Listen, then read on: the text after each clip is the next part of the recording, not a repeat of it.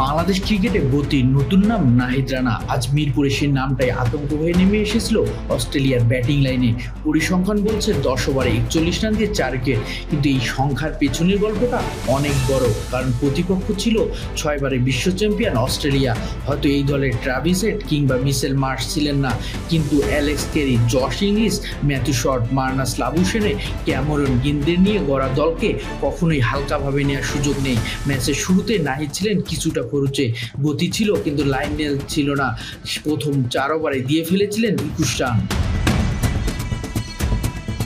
কিন্তু বড় বোলারদের পরিচয় হলো ফিরে আসার ক্ষমতা, আর সেটাই দেখালেন নাহিদ।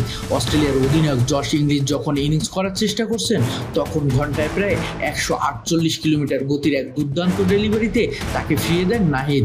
এরপর আবার আঘাত, 50-র পথে এগিয়ে যাওয়া অভিজ্ঞ অ্যালেক্স ক্যারিকে 146 কিলোমিটার গতির বলেই সাজঘরে ফেরান বাংলাদেশের এই তরুণ পেসার। সেখানেই শেষ নয়, দ্বিতীয় স্পেলে যেন আরও ভয়ঙ্কর হয়ে ওঠে নাহিদ।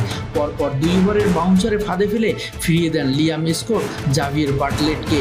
ম্যাচের মোড় সেখানেই যেন ঘুরে যায়। 4টি উইকেট এসেছে 146 কিলোমিটার ও তার বেশি গতির ডেলিভারিতে। দুবার তিনি ঘন্টায় 150 কিলোমিটার গন্ডিও পেরিয়ে গেছেন। তবে শুধু গতি নয়, ছিল আগ্রাসনও।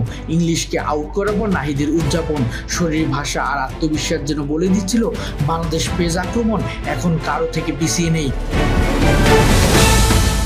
পুরো ম্যাচ জুড়ে অস্ট্রেলিয়ার ব্যাটসম্যানদের উপর চাপ তৈরি করেছেন তিনি। একের পর এক বাউন্সার নিয়েছেন কঠিন পরীক্ষা, এমনকি উইকেটের পেছনে থাকা লিটন দাসকেও সামলাতে হয়েছে সেই আগুনঝরা ডেলিভারিগুলো। আজকের ম্যাচে 5 উইকেট পাননি নাহিদ রানা, কিন্তু 4 উইকেটের মূল্য হয়তো তার ক্যারিয়ারের অনেক ফাইটারের চেয়েও বেশি, কারণ আজ তিনি শুধু উইকেট নেননি, বিশ্ব ক্রিকেটকে এক বার্তা দিয়েছেন। শরীফুল ইসলাম, ক্রিকটেক্স।